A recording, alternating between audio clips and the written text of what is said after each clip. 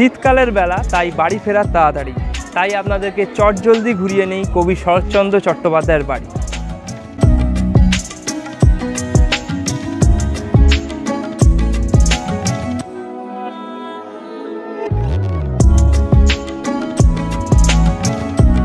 বাংলা সাহিত্যের ইতিহাসে অপ্রতিদ্বন্দ্বী জনপ্রিয়তার জন্য তিনি অপরাজেয় কথাশিল্পী নামে খ্যাত।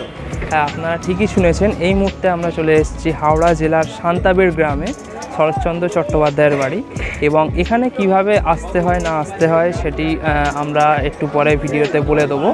এবং এই মুহূর্তে আমরা বাড়ির ভেতরে ঢুকবো এবং বিস্তারিত আপনাদের সাথে দেখাবো।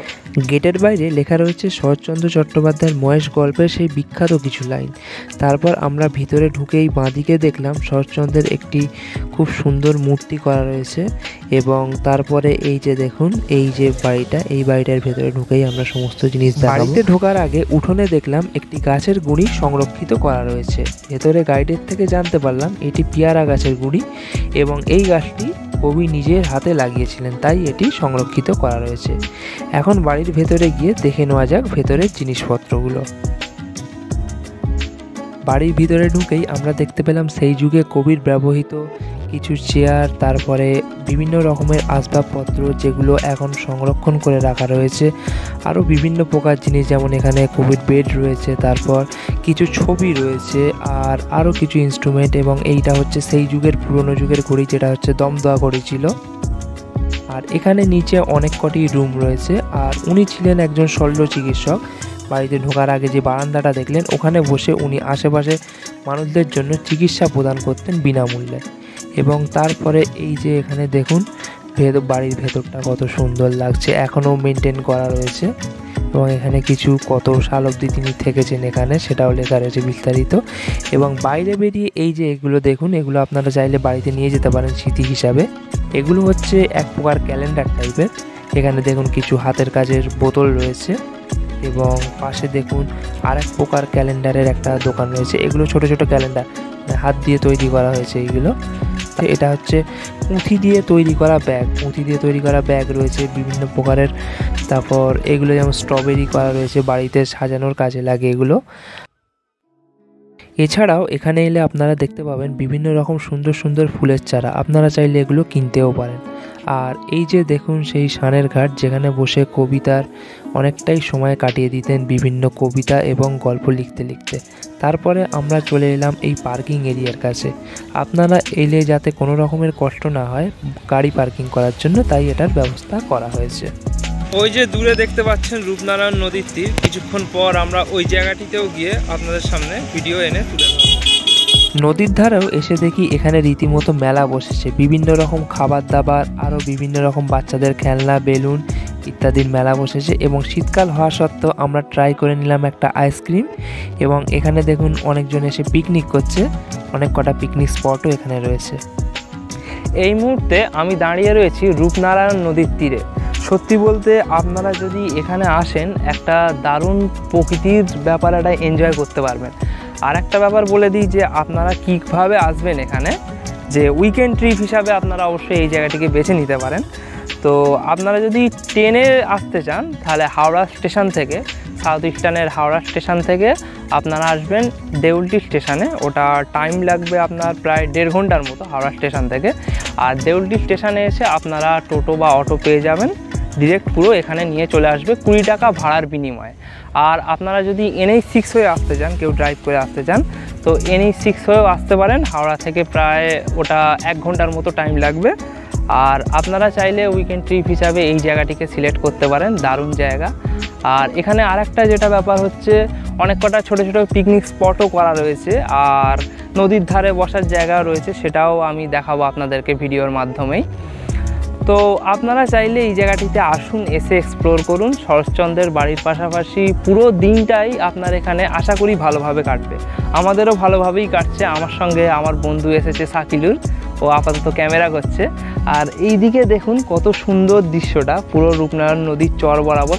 ওদিকে একটা দ্বীপ মতো অঞ্চল রয়েছে ওই সাইডটায়, ওটা অতটা হয়তো ক্যামেরায় আসবে না, কিন্তু এই পোর্শনটা খুব সুন্দর, এইদিকে একদম নদীর আল বরাবর পুরো মানুষ যতদূর পারে যেতে পারবে। আর একটা এই পোর্শনটা দেখাবো, এদিকে সর্ষে ক্ষেত রয়েছে, আরও বিভিন্ন বাঁধাকপি, তারপর ওলকপি, আরও বিভিন্ন রকম জিনিস চাষ হচ্ছে, আপনারা ওনাদের থেকে কিনতেও পারেন। মোটামুটি আপনারা জায়গাটিকে এসে ঘুরে দেখুন, দারুণ লাগবে। সারাদিনে এটা বলতে পারি যে আপনারা বোর হবেন না। আর আমি তো বলেছি অনেক ইউনিক ব্লগ আরও আসতে চলেছে, তো আপনারা চ্যানেলটিকে সাবস্ক্রাইব করে রাখবেন আর বেল নোটিফিকেশানটিকে অন করে রাখবেন। আরও কিছুটা পোর্শন আমরা সামনে গিয়ে আপনাদেরকে দেখাবো। আর একটা দেখুন এই দিকের যে সিনারিটা, সুপারি গাছ রয়েছে, তারপরে খেজুর গাছ রয়েছে, আর এখানে খেজুরের গুঁড়ো পাওয়া যায়। আমি এক জায়গায় জিজ্ঞেস করেছিলাম 100 টাকা কেজি, তো ওখান থেকেও আপনারা নিতে পারেন, আমি যাওয়ার সময় নিয়েও যাব। তো এখানে এলে মোটামুটি গ্রাম বাংলার মাঝে আপনার সারা সপ্তাহ যে কাজ করতে হয়, কাজের স্ট্রেসফুল লাইফের মাঝে একটি শান্ত পরিবেশ আপনারা পাবেন, এটুখানি আমি গ্যারান্টি দিতে পারি। এই যে দেখুন, এই ভিউটা অসাধারণ লাগছে, মানে সূর্যর আলোর রিফ্লেকশানটা দারুণ পড়েছে। আর আমরা এই আল বরাবর হেঁটে হেঁটে যাচ্ছি।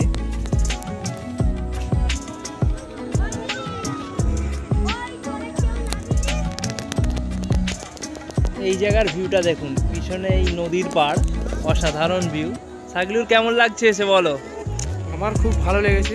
আচ্ছা, এবং দর্শকদের উদ্দেশ্যে বলবো, আসো তোমরা, ঘুরে যাও, হ্যাঁ, এক্সপ্লোর করো এইসব জায়গাগুলো, ভালো লাগবে তোমাদের।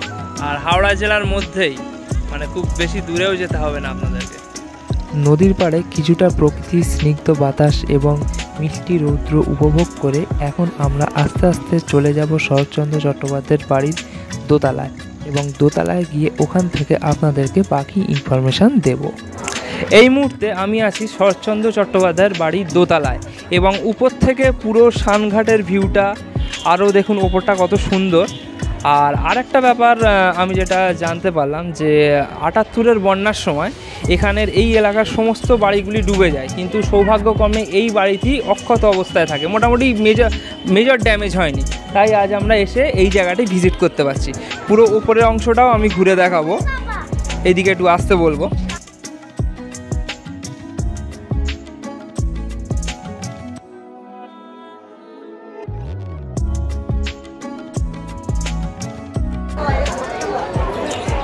দেখুন এই জায়গাটি কতটা সুন্দর, এবং এখান থেকে পুরো রূপনারায়ণ নদীর ভিউটা পাওয়া যাচ্ছে। দেখুন সেই যে দূরে, ক্যামেরাম্যানকে একটু কভার করতে বলো শাকিলুরকে।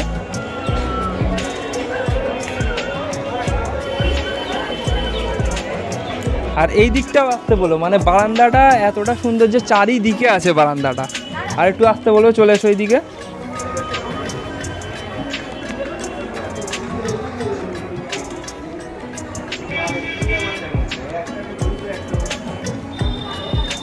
এটা হচ্ছে উঠোনের পোর্শনটা, দেখুন কি সুন্দর লাগছে।